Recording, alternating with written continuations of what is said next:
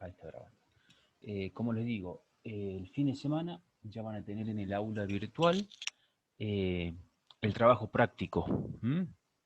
El trabajo práctico va a ser la primera mitad de, de los temas que se ven en la unidad número 5. ¿De acuerdo? Eh,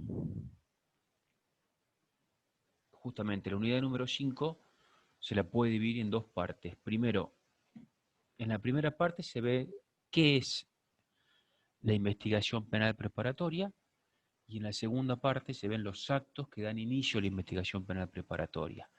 Yo ya les había adelantado que este es realmente, acá es la unidad donde realmente comenzamos a ver el procedimiento penal, ¿no?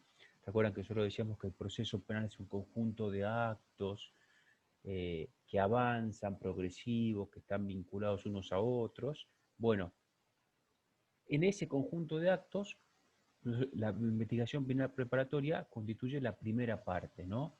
Es decir, por eso es re importante, es decir, todos los contenidos son importantes, pero acá cobra importancia en relación a la tarea que ustedes van a desarrollar el día de mañana. Usted tiene que tener en cuenta que donde el mayor protagonismo que tiene la policía durante el proceso penal es en la primera parte, y la primera parte es la investigación penal preparatoria. ¿Mm? Bueno, miren, les voy mostrando la cartilla eh, de la unidad número 5. Eh, Acá está. La unidad número 5, entonces, como ven ahí, unidad número 5, investigación penal preparatoria, y hay ahí está, un concepto. En realidad, cuando nosotros decimos concepto, acá dentro de esta primera parte de la unidad número 5, justamente nos da un concepto, pero no una definición de la investigación penal preparatoria, ¿no? Entonces lo que hay que saber cuando nosotros decimos concepto es tener una idea de lo que es la investigación penal preparatoria. Primero que nos quede claro entonces es la primera etapa del proceso penal. Es la primera etapa del proceso penal. Recuerden, el proceso penal tiene dos grandes etapas: investigación penal preparatoria y juicio. Investigación penal preparatoria y juicio. ¿Mm? Bueno, lo que vamos a ver nosotros en esta unidad y de acá en adelante básicamente es esto: investigación penal preparatoria. ¿Mm? Entonces es la primera etapa del proceso penal. ¿Cuándo se utiliza esta investigación penal preparatoria? Primero, para los delitos de acción penal pública. Para los delitos de acción penal pública. Es decir, los delitos de acción privada tienen otro procedimiento, ¿no? A través de la querella. Nosotros lo que vamos a estudiar ahora es lo que sucede ante la comisión de un delito de acción penal pública, desde un hurto hasta un homicidio. En todos esos casos se utiliza o se acude a la regulación de lo que se conoce con el nombre de investigación penal preparatoria. Antes de seguir, quiero hacerles una pregunta. Para responder, me hacen así y directamente responden. Seguramente ya vieron algo de lo que es la investigación penal preparatoria en otra materia, en coordinación fiscal, ¿no?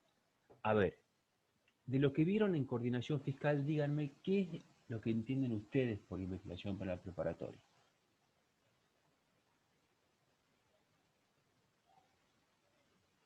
Profe, Sí, a ver, decime a ver, Darío. es cuando bueno, como dice, cuando se inicia la primera etapa, se recolecta evidencia, todo para tener, para llevar a juicio, digamos. Perfecto. Tienen que ser concisos, por lo tanto, tienen que tener una cadena de custodia, todas esas evidencias, Bueno, porque no llega a cumplir con la cadena de custodia, como que puede quedar nulo. in, Nulo. ¿cómo es? Nulo. Innulo el caso. Perfecto, perfecto. Muy bien, Darío. ¿Otro u otra?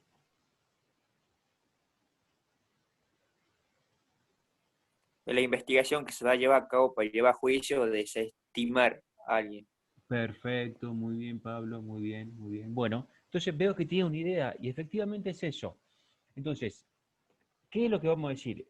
Primero, es la primera etapa del proceso penal en la cual el fiscal va a hacer qué cosa, va a recolectar datos para fundar una posible acusación, ¿de acuerdo? Entonces, pero que nos quede claro esto, solamente funciona la investigación penal preparatoria en los delitos de acción penal pública. ¿Qué va a hacer ahí el fiscal? Porque ya enseguida yo hablo del fiscal, pero enseguida vamos a ver las características, ¿no? ¿Qué va a hacer el fiscal? O ¿qué se busca con la investigación penal preparatoria? Corroborar o corroborar la existencia del delito. Primero, acreditar que el delito existió. Identificar a sus autores, quiénes fueron. Los elementos de prueba, asegurar los elementos de prueba, recolectar información y que permita o que justifiquen la acusación formal de un delito. La acusación formal de un delito. ¿De acuerdo?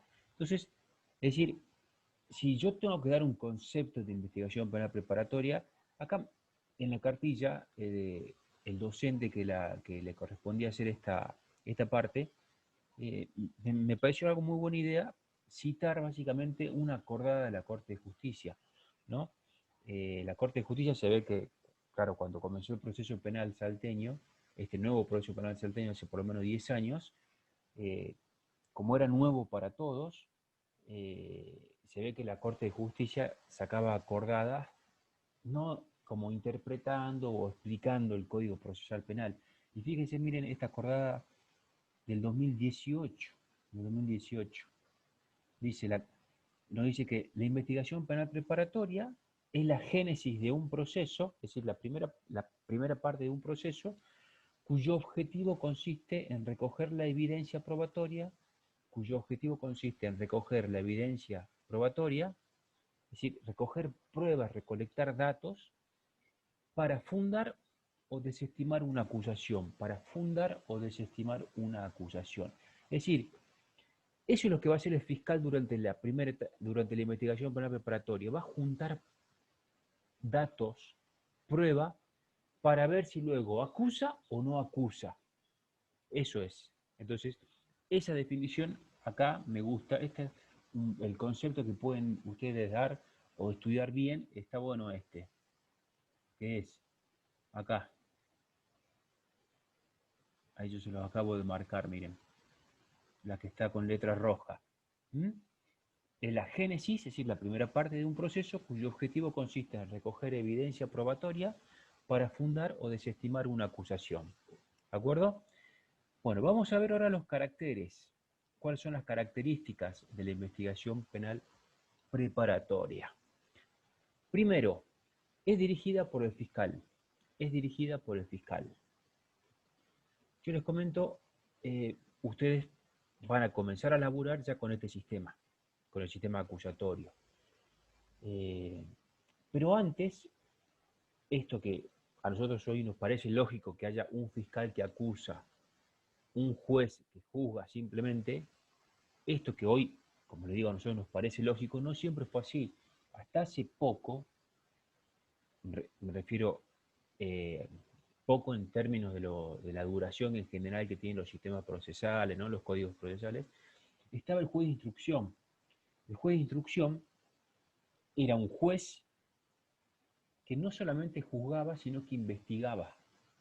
Es decir, lo que hace hoy el fiscal, la investigación el dirigir la investigación penal preparatoria, lo que hace hoy el fiscal, lo hacía antes un juez de instrucción, el mismo juez que te juzgaba, que te ponía preso con prisión preventiva, que te enviaba o no a juicio. Es decir, lo que hacía ese juez es el mismo juez que hacía todo eso, era el que investigaba antes, el juez de instrucción. Hoy no, hoy está el fiscal. Bueno, entonces es dirigida por el fiscal, ¿de acuerdo? La investigación, esa es una de las primeras características, dirigida por el fiscal. Por supuesto que ustedes van a auxiliar al fiscal, ¿no? El fiscal, si bien él dirige la investigación, él tiene auxiliares. El gran auxiliar que tiene es básicamente la policía. Pero también puede acudir, por ejemplo, al CIF. Y siempre trabaja el fiscal con un auxiliar fiscal y los empleados, ¿no? Entonces, naturaleza, ponemos acá, dirigida por el fiscal. ¿Mm? Es decir, el fiscal, como regla general, va a actuar durante la investigación penal preparatoria y les pregunto, ¿cuándo va a necesitar acudir al juez de garantía? A ver si alguien se anima a dar esa respuesta. ¿Ustedes creen que en algún momento tiene que acudir al juez de garantía el fiscal durante la investigación penal preparatoria?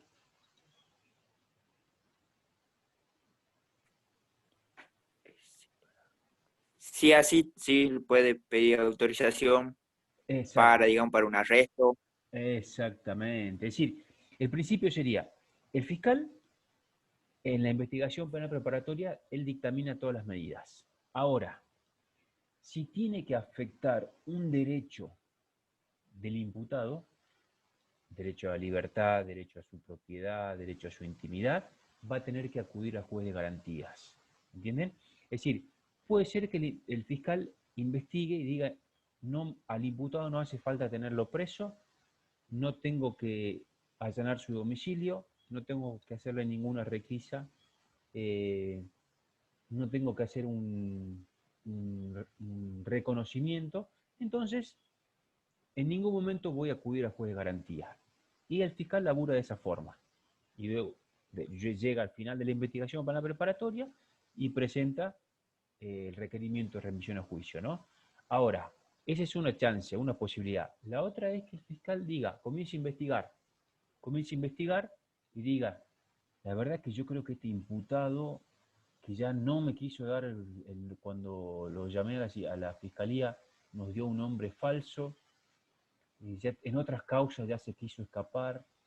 eh, Tengo miedo de que diga el fiscal de que tiene, tiene como el poder como para irse del país, o en otra causa ya vimos que apretó a testigo. No, yo prefiero que este imputado esté preso. Entonces ahí va a tener que acudir, como le va a afectar la libertad, va a tener que acudir al juez de garantía. O si no, que el fiscal esté investigando y diga, creo que en esa casa hay elementos de prueba, entonces voy a necesitar una orden de allanamiento y posteriormente una orden de secuestro. Bueno, se lo tiene que pedir al juez. O si no, que tenga que requisar a una persona, bueno, va a tener que pedirle autorización al juez. Es decir, el fiscal, cuando nosotros decimos dirige la investigación penal preparatoria, significa que él es él quien elabora la estrategia de investigación. Y como regla general, no necesita pedir autorización al juez. Pero si va a afectar a algún derecho, tiene que siempre pedir autorización al juez de garantías. ¿De acuerdo? Bueno, esa primera característica. Vamos con la segunda. Es desformalizada la investigación penal preparatoria. Es desformalizada. Esperen que esto yo dirige la investigación. Acá pongamos así. Segundo, desformalización. Es una actividad totalmente desformalizada. ¿Esto qué significa? Es re importante. El fiscal, cuando nosotros decimos que desarrolla una actividad desformalizada, lo que estamos diciendo es que el código no le dice al fiscal investigue de esta forma. Le da libertad para llevar adelante la estrategia de investigación que el fiscal crea conveniente. Esto porque este tema se vincula con el tema sobre todo de la prueba. En efecto, se dice que durante la investigación penal preparatoria, en realidad, lo que está haciendo el fiscal es recolectar información, no está haciendo o produciendo prueba. Esto parece lo mismo, recolectar información y producir prueba, pero no es lo mismo. Miren, ustedes, les pregunto, ¿se puede condenar a una persona con la prueba que se recolecta durante la investigación penal preparatoria? Pregunto de nuevo. El fiscal obtuvo prueba durante la investigación penal preparatoria. ¿Con esa prueba se puede luego condenar en el juicio a una persona? Sí. Bueno, Pablo López dice que sí. Ya enseguida le Sí, voy a profe. preguntar el fundamento, igual que Darío. ¿Alguien está por la negativa?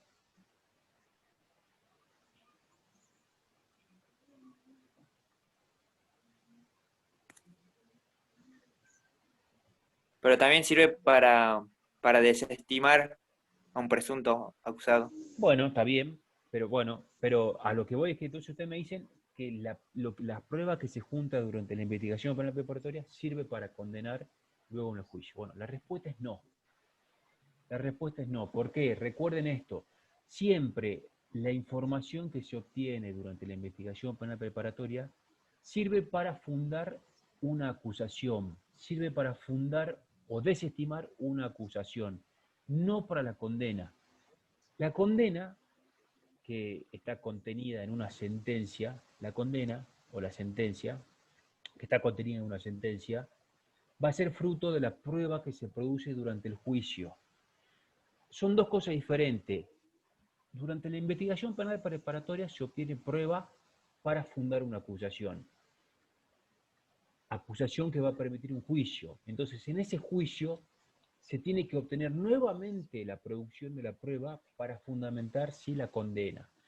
Esto es, por ende, quédense tranquilos que acá nos vamos a detener un rato porque es importante que nos quede claro esto, ¿no? Fíjense,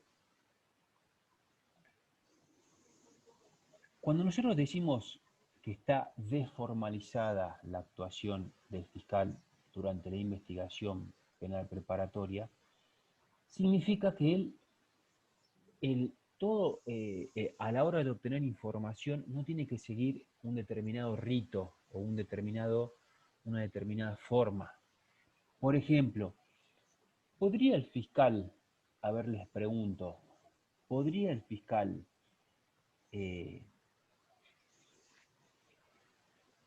si tiene que llamar a un testigo, si tiene que llamar a un testigo, ¿podría el fiscal decir, acá hay un testigo, le dice un policía que está auxiliando al fiscal, que me parece que es interesante que lo escuchemos porque estaba en la zona del hecho?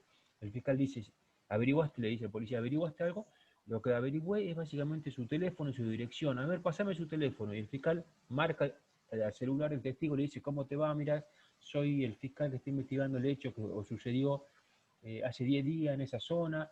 Me comunicaron que vos estuviste presente, ¿qué es lo que viste? Y el testigo le dice, sí, yo justo fui a comprar pan ahí y bueno, vi que justamente dos chicos apretaban a un adolescente y le sacaron plata y bueno, salieron corriendo, estaban vestidos de esta forma, bueno, y demás. Bueno, listo por el dato y corta. ¿Puede hacer eso el fiscal o el fiscal tiene que hacer lo siguiente?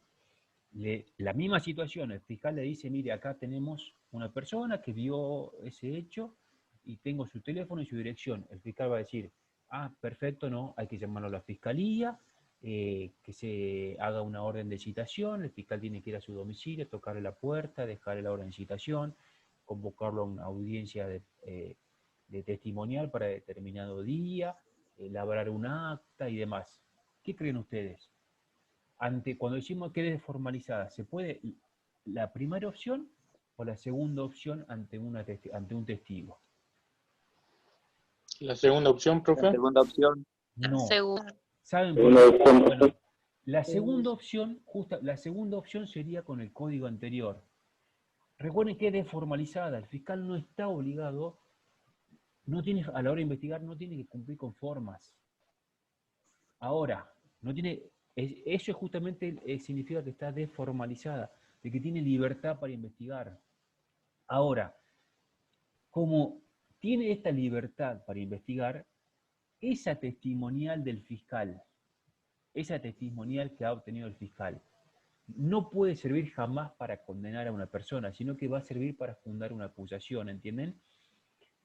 Yo entiendo que ustedes me digan que el fiscal tenga que dictaminar una orden de citación a través de la policía, y posiblemente en la práctica sea así, lo haga así el fiscal. Pero podría suceder que la testimonial se tome por teléfono. Podría ser tranquilamente porque el fiscal no está obligado a cuando recoge una información a cumplir con determinados ritos que sí estaba obligado con el código anterior. Hoy en día es libre para hacerlo, pero esta libertad también tiene sus consecuencias, en el sentido de que el fiscal, esa testimonial que obtuvo durante la investigación penal preparatoria de manera desformalizada, le va a servir a lo sumo para fundar una acusación, pero no para fundar la condena. Esa testimonial entonces, ¿qué es lo que tendría que pasar para que sí sirva para fundar una condena en el juicio? ¿Qué habría que hacer con esa testimonial?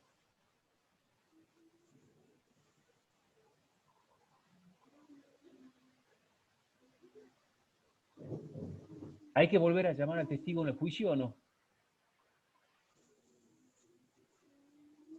Sí, profe, para su transparencia.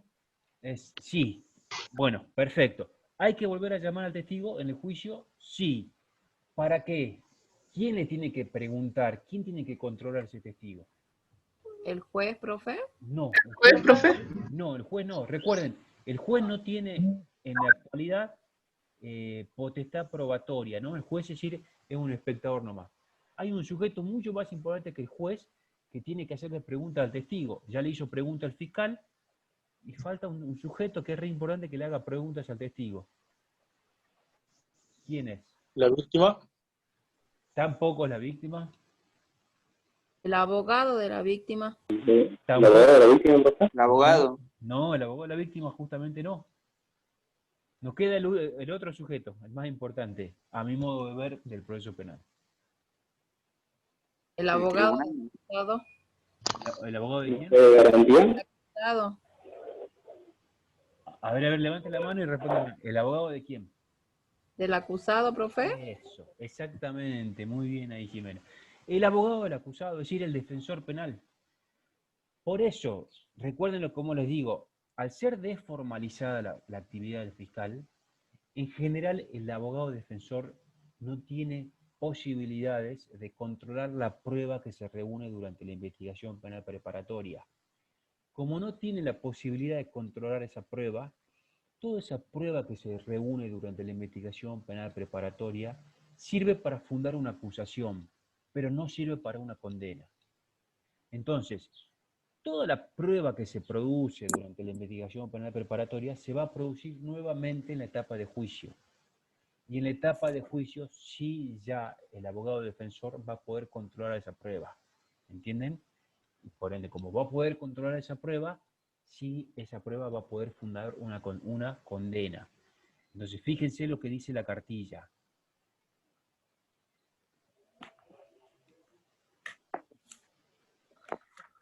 Dice, su desformalización, hablando de la investigación penal, de la actividad fiscal, acentúa la importancia del debate oral. El debate oral es el juicio, el debate es el corazón del juicio, ¿no? Y en consecuencia, resultando lógico, consecuencia que sus actos, es decir, los actos de la investigación penal preparatoria, carezcan de eficacia probatoria en la mayoría de los casos, ¿entienden? Es decir, los actos de la investigación penal preparatoria sirven para fundar o desestimar una acusación, no la condena. ¿De acuerdo? ¿Y por qué? Porque no están sujetos al régimen de verificación y comprobación de los hechos de la etapa oral. Porque en general, la prueba que va juntando el fiscal durante la investigación penal preparatoria, en general, ¿no? Porque hay actos que sí, en los cuales sí participa el defensor, ¿no? Pero en general, la prueba que va juntando el fiscal durante la investigación penal preparatoria, ahí no participa en general el abogado defensor. Bueno, de hecho, fíjense este artículo, artículo 255 del Código Procesal Penal. Ahí dice, las actuaciones de la investigación penal preparatoria no tienen valor probatorio para fundar la condena del acusado. No tienen valor probatorio para fundar la condena del acusado. Es decir, todo lo que junta el fiscal durante la investigación penal preparatoria no sirve para condenar, sino para fundar una acusación. Para fundar una acusación. O bien desestimar una acusación. ¿De acuerdo? Bueno, vamos con la tercera característica, que es controlada jurisdiccionalmente. Esto es un poco lo que veíamos al principio. Es decir, que el fiscal siempre... Profe, Sí, disculpe. decime, Pablo. Bueno, yo le quería preguntar cuál es la diferencia como fundar una acusación y acusar. Bueno, entre cómo fundar una acusación y acusar, o fundar una acusación y fundar una condena. Claro, eso es lo que usted decía, que las pruebas no van a servir para acusar. Claro, la prueba que se junte durante la investigación penal preparatoria sirve para acreditar, para fundamentar una acusación, sirve para que una persona sea llevada a juicio, pero no sirve para fundamentar una condena. Es decir, el juez no puede en el juicio decir, miren, nosotros los vamos a condenar a Pedro por el delito de robo en base a la testimonial que se obtuvo durante la investigación penal preparatoria. No, no sirve eso.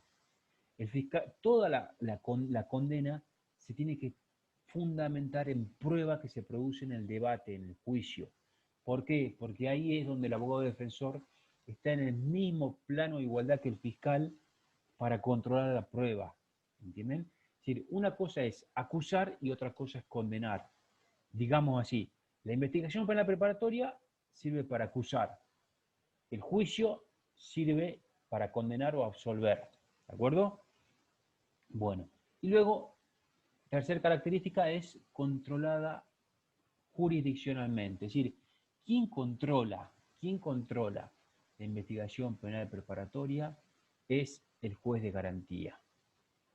Esa es su función, controlar que se respeten los derechos y garantías de las partes, sobre todo del imputado, ¿no? Y resolver cualquier incidente que se produce en la investigación penal preparatoria. Pero, como les digo, les pregunto, ¿puede darse el caso de que el fiscal investigue y no requiera nunca durante la investigación penal preparatoria, salvo en el último paso, la intervención del juez de garantía?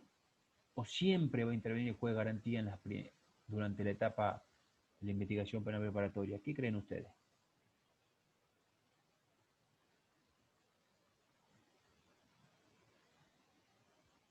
Es decir, ¿es obligatoria la participación del juez de garantía? No. No, exactamente. Exactamente. Es decir, puede ser que el fiscal investigue y considere que no hace falta detener en ningún momento a una persona, no hace falta allanar, no hace falta una requisa, no hace falta un secuestro.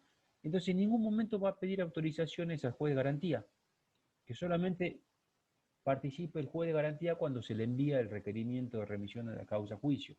Puede ser. Bueno, iba a dar el tema ¿Profe? de... Sí. Significa que para que intervenga el juez de garantía tiene que ser sí o sí un hecho grave, por así decirlo. Podría ser, sí, porque generalmente en los hechos graves, en general en esos hechos el imputado, ya vamos a ver más adelante cuando un imputado está privado de libertad, ¿no? Durante el proceso. Pero una de las características es que son hechos graves, exactamente sí, podría decirse que sí. Bueno, a ver, miren, nos quedaría, yo había programado la clase de hoy para ver inclusive los fines de la investigación penal preparatoria. Se los comento así rapidito porque cuando yo le digo fines de la investigación penal preparatoria, es un artículo del Código Procesal Penal, que es artículo 230, miren, que son los siguientes. Primero, impedir que el delito produzca consecuencias ulteriores. ¿Qué significa esto? La investigación penal preparatoria sirve ante todo para cortar con el delito. Si se está cometiendo un delito, hay que cortarlo primero. Antes de preocuparnos por la prueba, de quién es el culpable, no. Cortamos el delito. Primer paso, ¿no? Es decir, si un delito que se está cometiendo, terminarlo. Segundo, investigar los hechos con apariencia de delitos.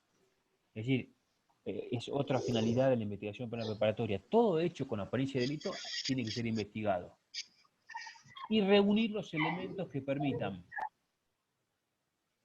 la individualización de sus autores o de los presuntos autores, partícipes, cómplices o investigadores, comprobar las circunstancias que agravan o atenúen la responsabilidad penal, determinar las circunstancias de causales de justificación, imputabilidad o excusas absolutorias,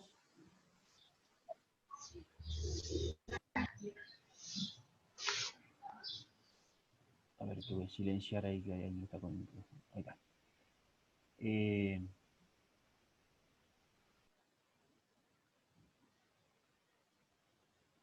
Comprobar la existencia del daño,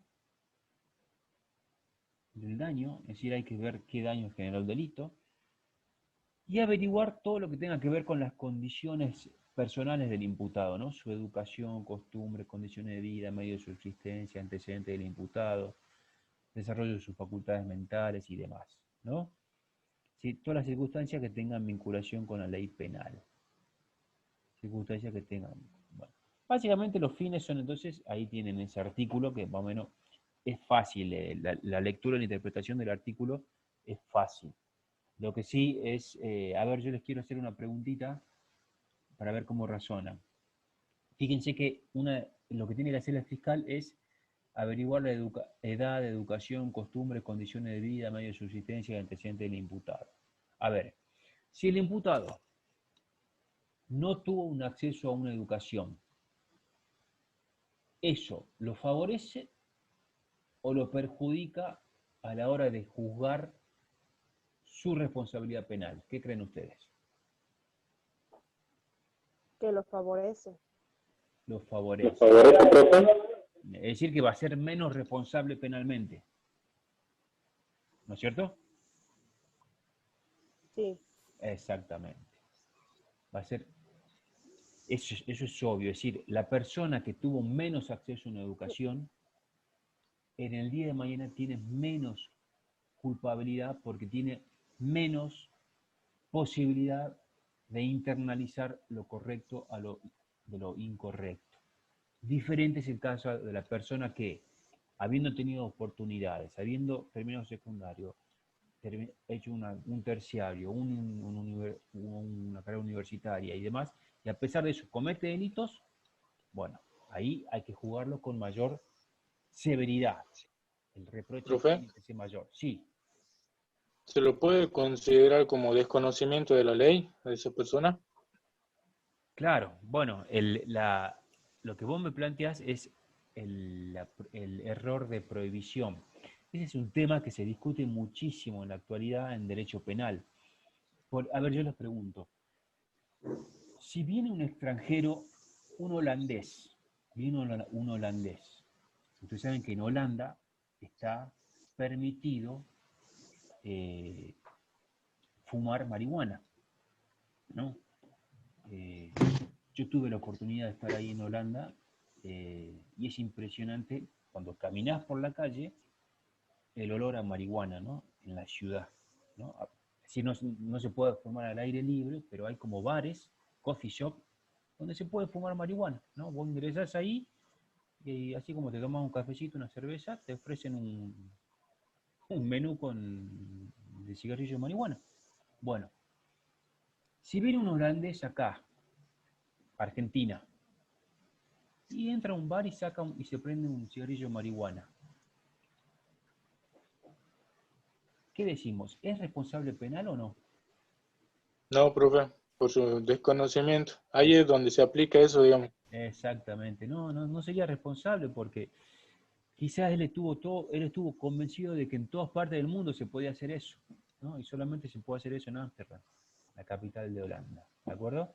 Bueno, voy terminando. ¿Alguna consulta? Ya la segunda etapa, la próxima semana ya vemos los actos que van a dar inicio a la investigación penal preparatoria. ¿Alguna pregunta sobre la clase de hoy? Bueno, entonces damos por finalizada la clase de hoy, ¿de acuerdo? Nos vemos entonces el fin de semana que viene. La clase seguramente va a ser el martes y posiblemente volvamos al horario que veníamos dando de 11, 11:30, pero el martes, ¿de acuerdo? Bueno, nos vemos, aspirante. Chao, profe. Chao, profe. Profe.